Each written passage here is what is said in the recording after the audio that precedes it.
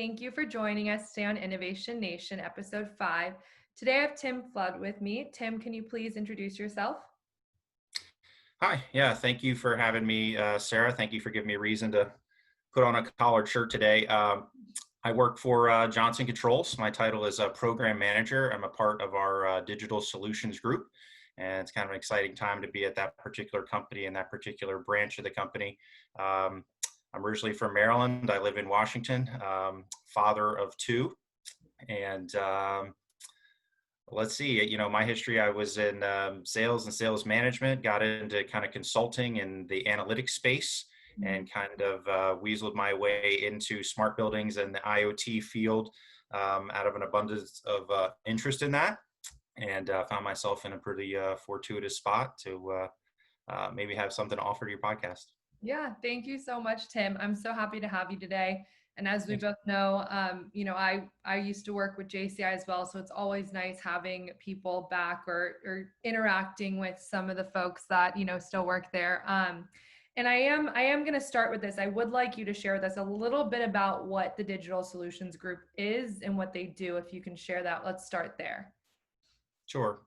So I don't want this to be too JCI focused, but JCI is really a very large conglomerate and really focused on the smart building space. So a bunch of different brands roll up under JCI within security, fire, HVAC, life safety, and then smart building space.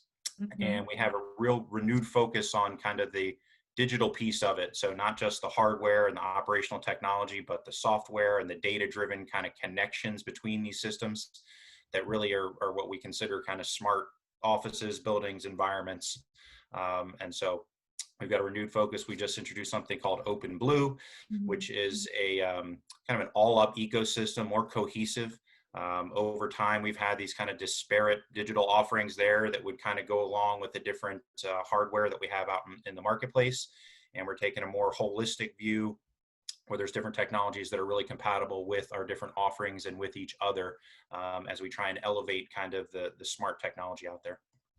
Yeah, so I love the way you describe that. And I asked that for a reason, right? As we know, we keep Innovation Nation agnostic, but you bring up digital, you're working in the digital solutions group and you're talking about a holistic approach in the market, right? And when we talk about buildings and COVID-19 and going back to work, one of the things I've noticed in a response to this pandemic is a true holistic group team effort from the end user. And what I mean by that is you're seeing a lot of our end users bring their people together. And whether it's physically, digitally, technologically, using different apps out there, everybody's coming together. And I'm curious to hear your perspective on not only bringing it together digitally, but what has it been like for you working with the end users during COVID while also kind of relaunching with JCI with what they're doing on the digital front? I mean, what has that been like? I'm curious how that has looked for you with the end users. The first thing I say is nobody has it totally figured out. And so we're having tons of calls with customers that just are exploring what is out there, right? And looking for guidance as far as what should they be doing. And kind of what it's boiling down to is there's going to be a new normal for both office workers and then for organizations and building managers, right? So office workers now, I mean, right now everybody's working from home, but as people come back into the office, there'll be fewer people there, right? And especially higher risk people and people at high tech firms and things that are going to stay working from home. So there'll be fewer people there. But just imagine as you're an occupant, you're going to fill out an app before you go in, right? You're going to say, hey, I don't have a temperature. I haven't knowingly been exposed. You're going to wear a mask in. You may go and have a thermal camera before you get in. There may be mask detection. You know better than I do about that to get into your space. And then when you get in your office, there's going to be, just like you see in restaurants right now, every other desk is off limits, right? And so we're still going to keep our distance. One of the things I find ironic is that, the pioneers or the people that are leading the charge and forever work from home are these high tech firms that actually have the coolest workplaces, right? And so I've been a part of a couple different high tech firms here that have really cool workplaces. They look at their facilities as this differentiator, right? It's a cool place to work, and you get the free food and the foosball and all that. And it's ironic that they're the ones saying, go ahead and work from home forever, right? And you're kind of losing some of those perks, and it makes it a cool place. I mean, I've been in the Microsoft orbit for a number of years, and just when you're on campus, I mean, it is different than your average building. It's just a cooler space. They put more thought, more time, and more money into it. And you kind of, or at least I feel like you kind of got to raise your game, right? You got to live up to the people that are around you that are sharp, and the space is that cool. Now you're working from home, and you got to make sure your kid gets online for their class. The other kid doesn't, put something in their mouth from the floor, and you want to get your work done, but you're not feeling, that higher level experience you might from some of the cooler workplaces. So kind of ironic, but I think eventually everybody's going to fill back into the offices, but there's going to be more square foot per employees. We've seen a big shift, all the open work planning and stuff like that. I think it's going to rise back up where you're going to get a little bit more space for each employee in the office. I mean, it's funny because you're talking about now where, I don't have kids, but, the idea of being kind of like the 10-in-1 parent now, right? Where you're working, you're taking care of your kids, you're at home, you have so many more, almost more responsibilities being at home than you do in the office, right? Our day jobs require a lot of us, but we have places to do them for a reason. And I think it's interesting because a lot of the tech companies even who are letting their people work from home, even my friends that I talk to, I lived in the Bay Area for 5 years, a lot of Silicon Valley friends, they're saying to me, I miss going in. I miss going in now because there's so many things that we had as luxuries that we don't realize until it's gone. Yeah. I mean, You know? from beverages and food to foosball to just kind of different workspaces where you can kind of drill down and focus and be effective. So Yeah. I think inevitably, the work from home, and even if you're allowed to work from home and you work at Twitter, you're going to want to get back in the office at some point for a lot of these workers out there. And so the new normal in the short term, like I said, is going to be, masks and thermal cameras and more spacing and Right. checking in apps. And I think we're all trying to get to where there's a vaccine and people kind of feel safe. But until then, we're looking for technological ways to help people feel safer and be safer returning to work. So can you share with us a little bit around some of the operational efficiencies that you're seeing change from an end user perspective and being kind of the solution provider, and with all your knowledge of your history of working in the industry, like what are some of the big things either that surprise you or that you haven't really seen before that is changing due to COVID and with getting back to work? I mean, the biggest surprise is how quickly the industry has kind of just pivoted to focus on COVID, and so, you saw a shortage of PPEs and sanitizer and all these things popped up, and those things are kind of a low barrier to entry, right? You can retrofit a t-shirt factory and to do masks or the like. The technological solutions to like a safe workplace and a safe school and things like that, you've got to have a really existing footprint of developers and factories and all these things to do it. So it really lends itself to kind of bigger companies that already have this kind of competency. And I can't speak for the whole industry, but I know where I am, it's really kind of retrofitting things that already exist in terms of technology and solutions and saying, let's emphasize this feature and connect it with this one to kind of address the situation that we're in now, right? So the perfect example is contact tracing. And so, what can we deploy technologically to automate that? And right now, when there's very few people in the office, it can be done manually, right? You can have a person that sits in your security center or your receptionist or what have you, you write down on a piece of paper, and you can make phone calls, right? But what about 50% or 100% of people back in the office? That doesn't scale. So as you look at from technological solution to that, right? Sarah comes in, she's tested positive. We want to go back and see where was she, who was she exposed to, sanitize those spaces, notify those people, tell them to get tested, tell them to stay away. And so purpose building things already existed and doing as quickly as possible. There's a real advantage right now to how quickly you can develop and deliver that. And so everybody's kind of racing to say, here's what we have and here's when you can get it. Okay.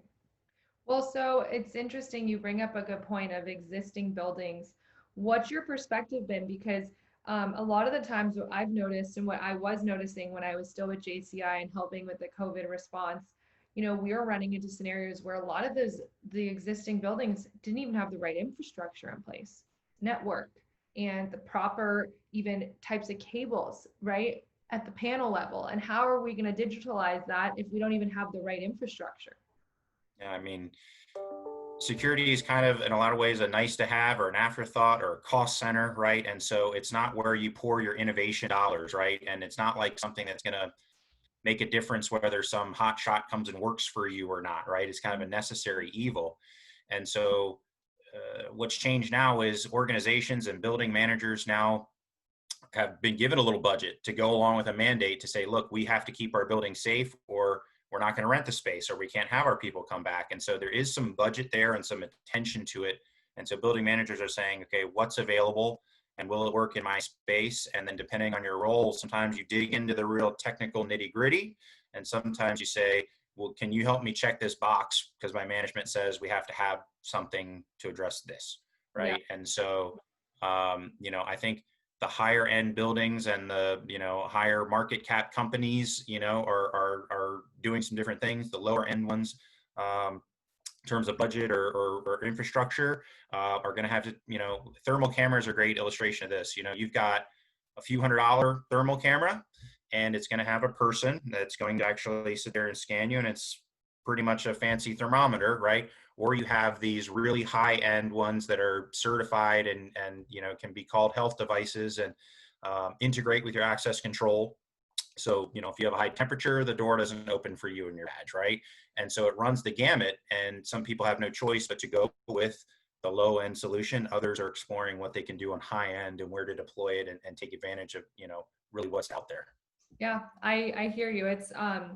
It's a crazy time to be in. And I feel like when you think about building efficiency, I know for myself, I never showed up and felt like I had the shiniest job or like the best job, right? Like where it was like, oh, what we do is amazing. Like I didn't get to go and have every meal fed to me and have my dry cleaning done for me and just have all these perks in the industry. I was getting on roofs and we were doing job walks. We were wearing hard hats and we're like, no one thinks about us over here. But now COVID hits and everyone's thinking about the buildings. Oh yeah, Everyone cares now. Who's an essential worker? Right? Yeah, if you want my career advice, that's another podcast. I can tell you. I mean, here's what I say, and I've been like an academic advisor for where I went to college and stuff. But and it's the number one thing I've told people is, if you don't have experience in what you want to do, there's nothing stopping you from volunteering and doing it, right? Mm-hmm. And that's kind of how I got where I am. Is I would hear about something cool happening and say, can I dial into that meeting? And then when I was on that meeting, I say, I'll do that grunt work. And then before you knew it, I had a little bit of experience, kind of knew what I was talking about. My opinion carried a little weight. And when there was a position that was in that field and where I was interested, I was a good candidate for it. Mm-hmm. And, in the analytics space and consulting space, I said, you have a certification in Power BI, but what have you done, right? And somebody said, I need 2 years experience. There's nothing stopping you. It's free. Go build a dashboard, right? And do a link to it, and so create a portfolio, volunteer, do some of those things, prove you can do it, especially if you need to pivot or do something new. There's nothing stopping you from doing that outside of what your day job is to prove that you can do it.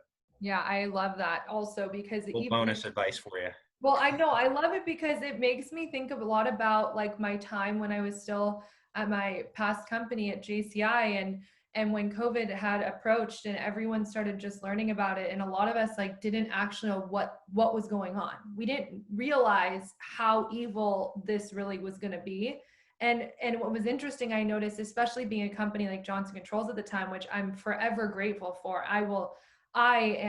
Johnson Controls opened up to a career point that you're making. I mean, so many doors for me. I would have never, ever thought I'd be working at a company that's enabling physical security. I just didn't even know what that was in college. I didn't realize you're in a cool spot. You're in a cool spot, and the timing for where you are and what you offer is good. So you're going to do well. It's fine. But my point is like you're saying, like go and like volunteer and like get yourself out there. Like with COVID, what I realized, I started learning about things from a building efficiency standpoint that I never thought I was going to be exposed to if it wasn't for COVID. Like I wouldn't ever have even gotten the opportunity I was given to join the company I'm at if it wasn't for COVID. And I mean that in every way, because the reason why I was basically on this mission to go search for new technologies to help the end users to respond to what was going on. We had to find a way to fix it. And a lot of my clients were really big enterprise clients who had to figure something out. How do we get people back to work? How do we make people feel safe? How do we install a new system without forcing people to congregate, right? Like if we're going to put in a facial or some type of biometric solution that's going to eliminate the actual physical transfer of germs, right, which was a COVID related issue, how do we do it? What do we do operationally, right? Yeah, And so I it's would, yeah, it's just there, but there's no answer. We were inventing the wheel as we went. well, it's a combination, and this example I've given on a couple times is you have the $10,000 piece of high-tech equipment, but you also have the, blue tape on the floor, right? Of where you stand, and and you have to think about that in the space planning, and that's all you need to know this is where you're allowed to. So it does come down to that at the end of the day. But I think you're in a good spot. Oh, thank you. I know we don't have that much more time, but like if you can share with me a little bit around, I want to hear from your perspective, being in the industry and seeing how things have evolved over time, especially so rapidly recently. Do you see certain things happening from a technology standpoint, what will stick and what won't? I'm curious as to like what you're seeing pop up that you actually think will stay and what won't stay. Because I've seen a lot of technology come our way that I've never seen before. Yeah. Thermal is an example of something that, hopefully we don't need for very long, right? And so that's where people are evaluating, do I get the $300 thermal or the $10,000 thermal? And, we've got a version that has dual cameras, and it's designed to kind of stay and be a part of your access control system. The one thing I think that has legs is the biometric and the facial recognition, and what you guys offer with the face mask recognition is kind of just a nice to have, on top in these times. Yeah. But, ask any leader of physical security and they'd rather have biometric, access control than a badge, right? I can take your badge and go into a building and that's how secure it is, right? Versus I can't take your face, right? And you also, you can't forget your face, and there's all sorts of advantages, right? But it's expensive. It's 3x as much. And you've got a finite budget, and your end user isn't demanding facial recognition. Some of them don't want it, right, for privacy reasons. Mm-hmm. And so it's that sort of thing that now has legs, where it's coming from the back burner or the nice to have to let's see how this can impact us now. We can throw these COVID funds at this this technology, and that's something that'll have a lasting impact beyond. Mm-hmm. The other thing I'd say is, I mentioned we're kind of retrofitting technology to address COVID. Well, we're really only focused on like 10 or 20% of what these solutions actually offer when we talk about what it can do for you in contact tracing and social distancing. Mm-hmm. Well, those same platforms have all sorts of other applications for tenant management, energy optimization that have a nice positive return on investment. And, we're always looking at ways to integrate different data sources that's helpful now and into the future. And so, you do want to stress that and say, hey, I'm not just going to ask you for some 6 or 7 figure sum for your facilities, and then when we get a vaccine, it goes to waste. People are looking at it like, okay, what's going to help us down the line as well? Well, you bring up a good point, and we've talked more like security, obviously, and I just, so for the listeners know, I mean, what I'm realizing is you're probably going to hear a pivot from me too, because I have a mechanical background, right? And there's such a whole nother realm when it comes to HVAC and all the things that you can do there from an innovative standpoint. And also on that side of the house, a lot of those technologies pay for themselves down the line. I mean, there's a big ROI there.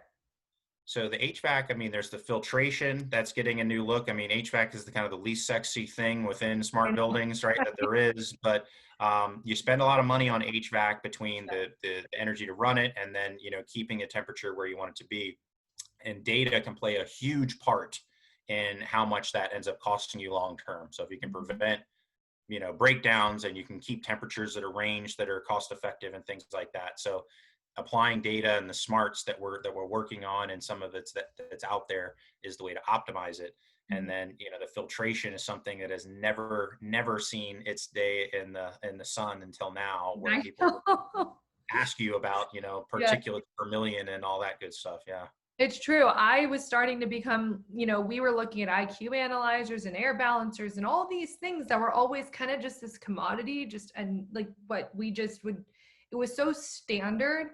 And then there was this just huge flip. Now it's at the forefront. Every customer is asking, what about my you know, filter type 4, whatever the filter is, MERV rated is. And I'm like, I didn't even realize I had to think about that, right? I was so used to selling the controls and the equipment, and now all these little components mean so much, right?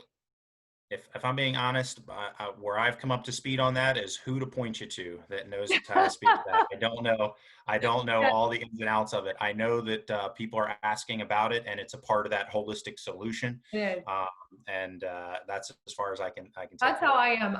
I was definitely the controls girl. Like BMS, building management system, was definitely my thing. Anything in the low voltage category, you could go to me. But if you want to talk equipment, if we're talking air handlers, chillers, etc., I know enough to be dangerous, but I'm sorry, I cannot design that for you. You know more than me. Yeah. Yeah, I know we do that, and let yeah, me circle back with the right point of contact. That's as far as exactly. I'll Yes, but it's all about being a team. It's all about being in it together. We're here to help each other. We're here to educate each other. And that's all what Innovation Nation's about. And I'm just so get. happy.